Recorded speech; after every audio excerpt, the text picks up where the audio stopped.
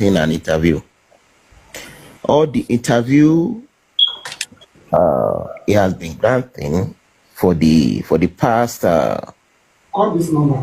weeks. There's no consistency in the interview she has been granting people, the media.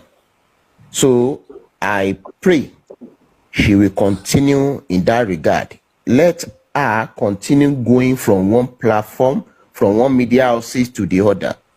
Let her continue talking, so that the more she talk, the more we know what actually happened.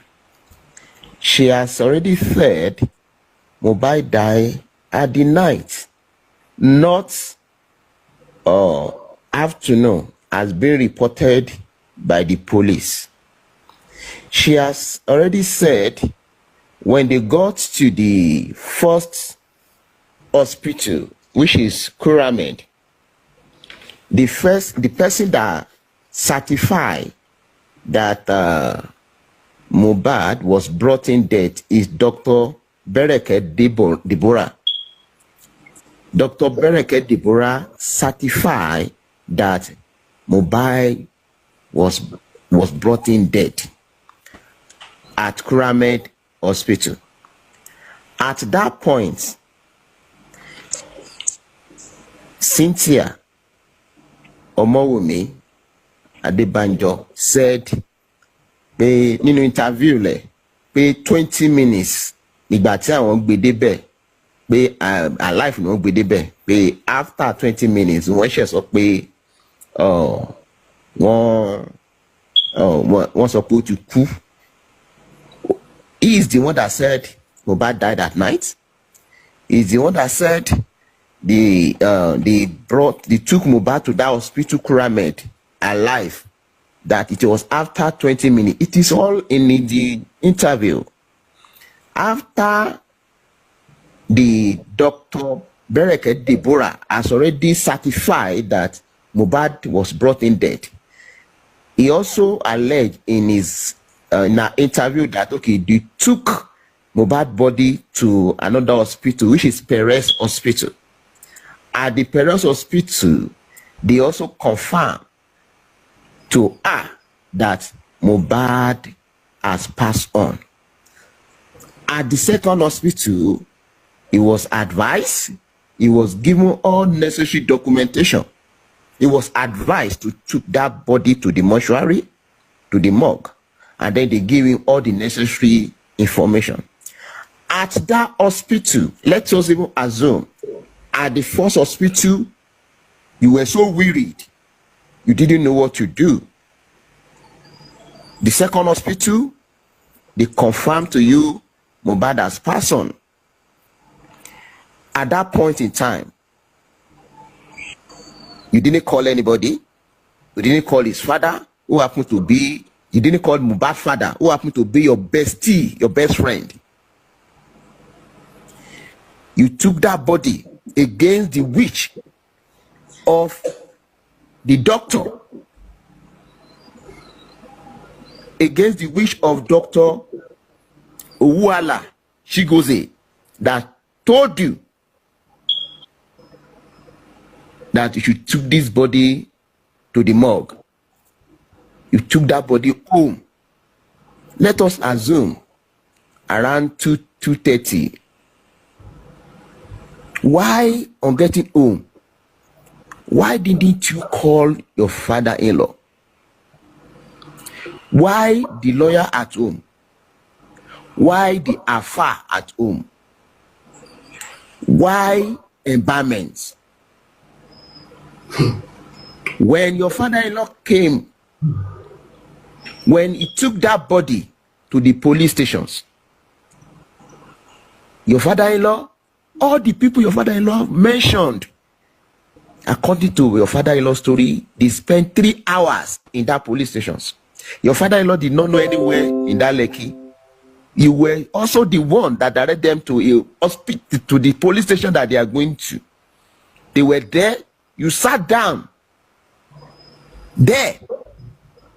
You did not even deem it fit to go and cry to the DPO, please give this document to my father-in-law. We need this. We need to unravel what killed my husband. But you were there after they've given you documentation for you to take that body to the morgue. But all this story you did not tell your viewer. You did not tell people who are interviewing you. But you are busy saying another story. Now, after you left that place, you followed them down to Ikorodu. You were there when your father-in-law left at that 3 a.m. because as a result of your own negligence, that you know what you know what you are doing. Because tí wọ́n bá sọ pé ọmọdé ni ẹ́ ẹgbẹ́ ọmọ yẹn lọ sí hospital àkọ́kọ́ wọ́n sọ pé ó kú, ẹgbẹ́ lọ sí hospital èkejì wọ́n sọ pé ó kú, wọ́n dẹ̀ advice ẹ wọ́n tún fún ẹni documentation. That documentation was even confirmed by a report tí police ṣe. Because àwọn ọlọ́pàá ló jẹ́ ká mọ̀ pé at that hospital you were advised, you were given the documentation for you to be taken to the, because I don't know the reason why the police at that point in time did not query you. Why on earth will hospital give you an instructions and then you refuse to take that body to the morgue? That is for the police. Why on earth did you allow your father-in-law to spend 3 hours in police station? He's already finished writing a statement. In fact, at that point, tó bá jẹ́ pé ìyàwó gidi ni ẹ́, tó yẹ kó ọmọ gidi ni ẹ́, tó yẹ pé ilé gidi ló ti jáde, ibẹ̀ ló yẹ kó bu ọrùn police yẹn kó bu so pé kó jọ torí Ọlọ́run. And then you be begging them, please give this thing to my father-in-law so that Mohbad can be taken to the morgue. But because you knew everything that happened from the beginning, you don't want the whole world, you don't want the family to know what happened to your so-called husband. You were doing all these things. I challenge you to a media debate. Not the Baba Mohbad. Me, you are family, you are. I challenge you to a media debate. Go and look for a media debate. I will pay. Let us, both of us, let's face. Go and tell all your interviewer. In your family, your quiet. To bá mọ̀ pé tòótọ́ nǹkan tó ṣe kò sí kọ́lọ́fín bẹ́ẹ̀. I challenge you to the public debate.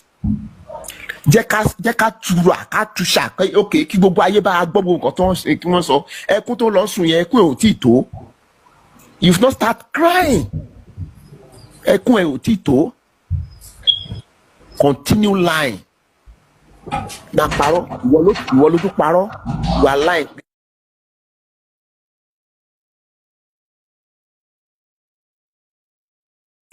Orí social media ló ti gbọ́ pé ọkọ ẹ̀ ó fẹ́ bury ọkọ ẹ̀.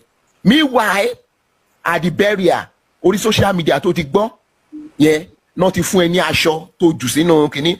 The cloth you throw this thing, so you've planned all these things. Ṣé orí social media yẹn ló ti gbọ́? So afẹ́fẹ́ dédé gbé aṣọ yẹn wá. Aṣọ tó jù social media, aṣọ tó jù sínú pósí yẹn, tó jù sínú burial yẹn.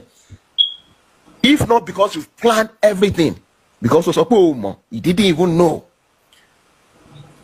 Continue granting that interview.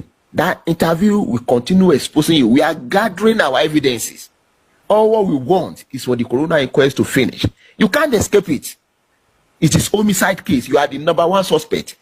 All those ones that the police is saying, you are number one suspect. Adura said you are the last person that fought with Mohbad.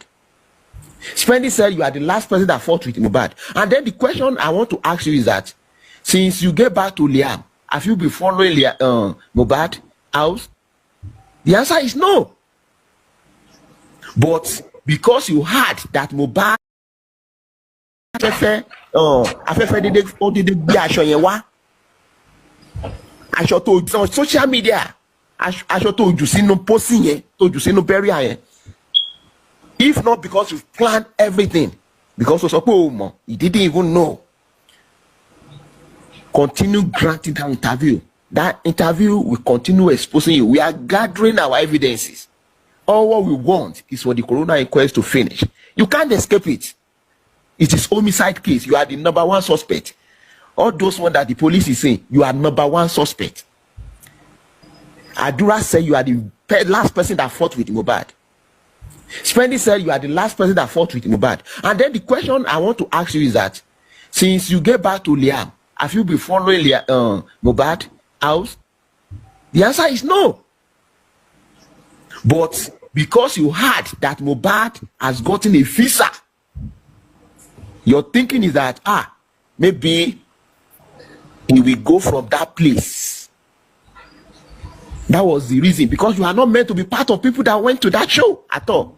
It's because as a result of the fight, you are fighting with Mohbad. That was the reason why you took your child and then you forcefully enter that car.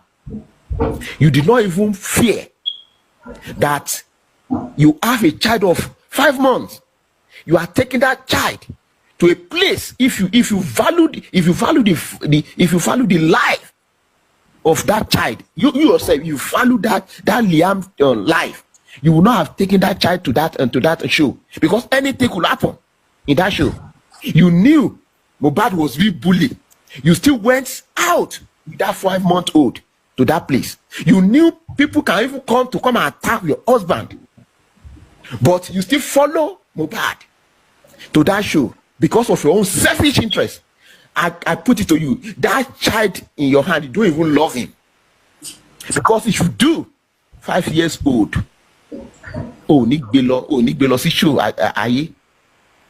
you are the first person that bullied that child.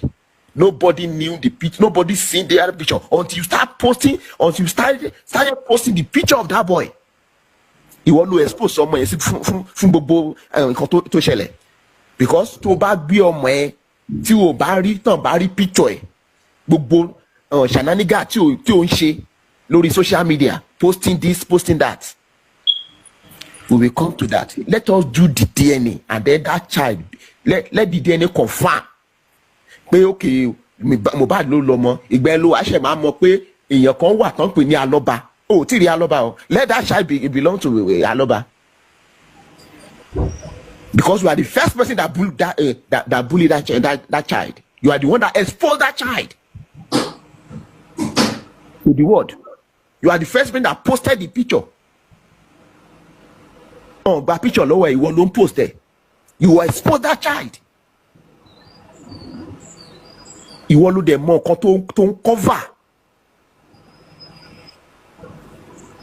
You want to more to cover. Tí o fi fẹ́ kí aráyé mọ nǹkan tó ṣẹlẹ̀. Ó ń parọ́. Let me tell you something. Prime Boy and Mohbad. How did Prime Boy even come to your house in the first place? Mohbad fúnra rẹ̀ ló pe Prime Boy pé òun fẹ́ wá ṣe show ní Ìkòròdú náà. Pé kí Prime Boy máa bọ̀. Tó bá jẹ́ pé ìjà ti wà láàrin Prime Boy àti ọkọ ẹ̀ tẹ́lẹ̀tẹ́lẹ̀, ṣé Mohbad á pe Prime Boy? The story is that èmi ò wá sọ́dọ̀ ẹ o, because a fẹ́ lọ àbúrò mi Prime Boy sọ pé àbúrò òun fẹ́ ṣe ó ní birthday lọ́jọ́ yẹn. Ọkọ ẹ̀ dẹ̀ sọ pé má worry, after òun fẹ́ ṣe show ní Ìkòròdú, after show yẹn wọ́n á lọ ṣe show yẹn sí kínní, wọ́n á lọ ṣe show yẹn fún wọ́n á lọ ṣe birthday fún àbúrò Prime Boy. Prime Boy dẹ̀ wá sí ọ̀dọ̀ ẹ̀. That is to say, kò sí ìjà láàrin wọn. Ìjà Mohbad àti ìwọ Cynthia ni Prime Boy dá sí pé gbogbo eléyìí kò sí nǹkan kan, ẹ ti ń jà láti ilé. Ìjà yẹn ló mú ẹ tó sáwọ nínú mọ́tò.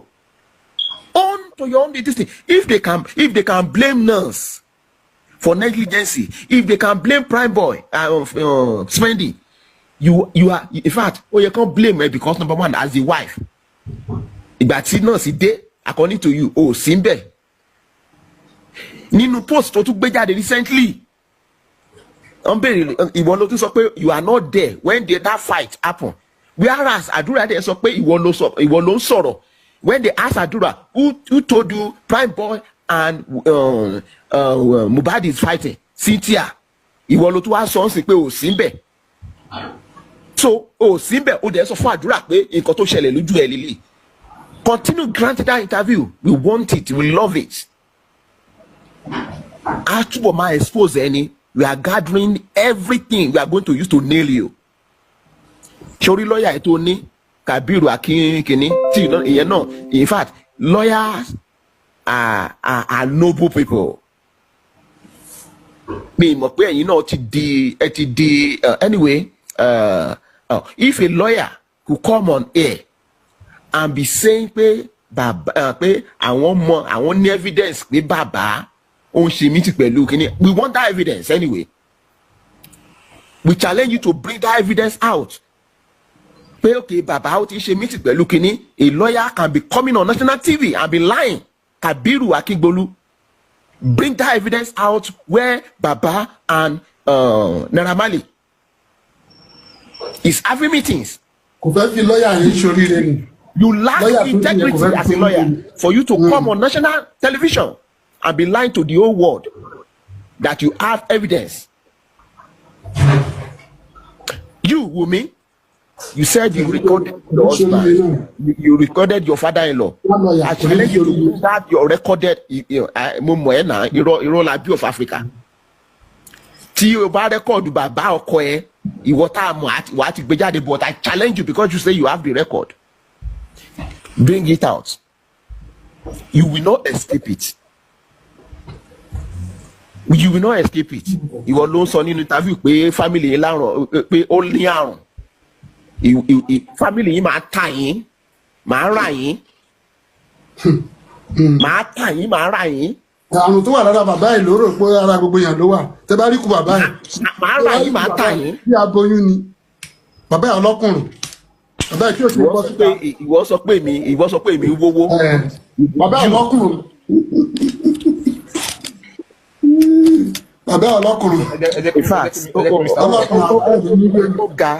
in fact, so Lekki ló wà. Ọdún ló wà. Wọ́n dẹ̀ wá parí ìjà láàrin wa àti ìyá Mohbad. Ọjọ́ kejì ló bímọ náà. Now your husband Mohbad ó dẹ̀ ké bàbá ẹ̀ ọmọ ìyàwó yín ti bímọ o, ẹ máa bọ̀ kẹ́ wá gba placenta. Bàbá ò béèrè placenta lọ́wọ́ yín náà. Mohbad fúnra ẹ̀ ló pe bàbá ẹ̀ náà.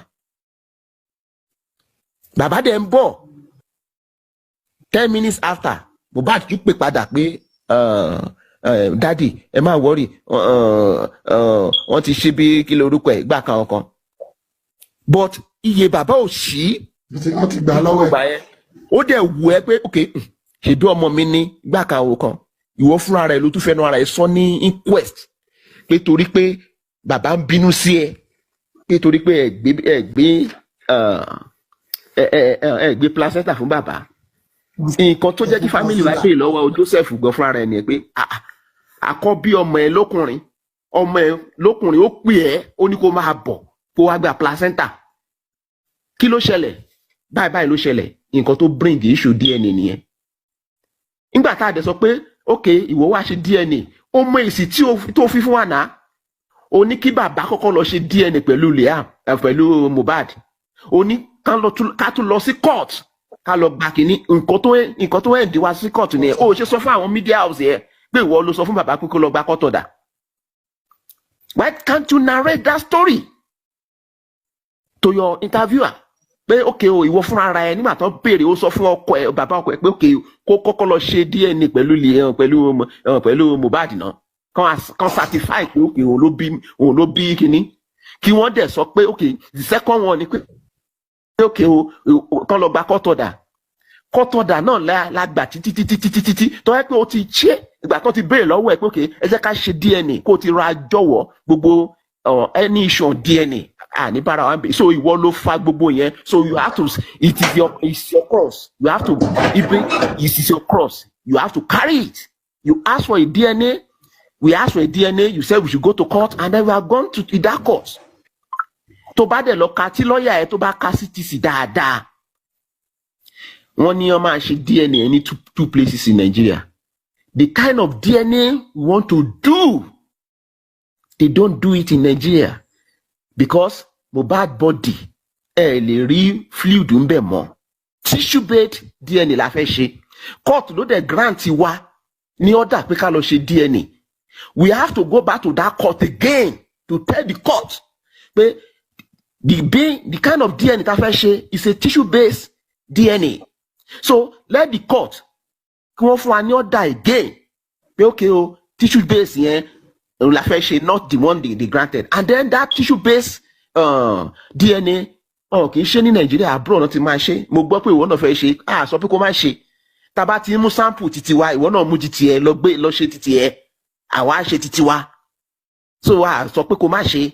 You understand? So nobody is running from anywhere. Stop the arguing pé bàbá ń sá káàkiri. No, you are the one that asked for a court order. Court ló fún wa ní kíní pé ká lọ ṣe. Nǹkan tí court dẹ̀ ṣe, nǹkan tó pé ká ṣe, ó ti change. So we have to go back to that court again. So stop the victim. Stop playing the victim here. It will not pay you. And then stop the narrative pé okay bàbá fẹ́ jogún. Liam tí wọ́n bá ṣe DNA yẹn tó bá ti confirm pé Mohbad ló lọ́mọ 100% gbogbo nǹkan tí ni Mohbad ni Liam ló ní. A kì í fight fógún ní kíní. Ìran yín ó lè jẹ́ pé ogún la bí ni wọ́n fi jẹ kíní, because nǹkan ó tiẹ̀ ti show náà. Because àjogúnlógún ni gbogbo nǹkan tí Mohbad ṣe, ẹ̀yin náà lẹ́yìn ṣe kínní. If Mohbad in his lifetime does not have an account tó yẹ pé orúkọ ìyá ẹ ni wọ́n fi gbowó náà fi ṣe kínní, ó ti show pé ogún lẹ́wà jẹ. So the kind of nǹkan tí ẹ ń ṣe ní family yín, don't ascribe that to Joseph Aloba. And then I speak. Bàbá ò kọ́lé. Tí a bá ṣe DNA tí ọmọ yẹn bá jẹ́ ti Mohbad, everything Mohbad has belong to Liam. Bàbá ò kọ́lé. Ilé ẹ̀gbọ́n ẹ̀ láti lọ ṣe introduction. Bàbá ò kò kọ́lé. Sọ bẹ́ẹ̀. Stop the narrative. Kìnìkan. Continue granting the interview. I don't know, maybe I've answered the question on the DNA. Bàbá tó bí ò kọ́lé. Ilé ẹ̀gbọ́n ẹ̀ láti lọ ṣe introduction. Yeah, I think DNA, and also the fact that the Kabiru Akingbolu also be addressed.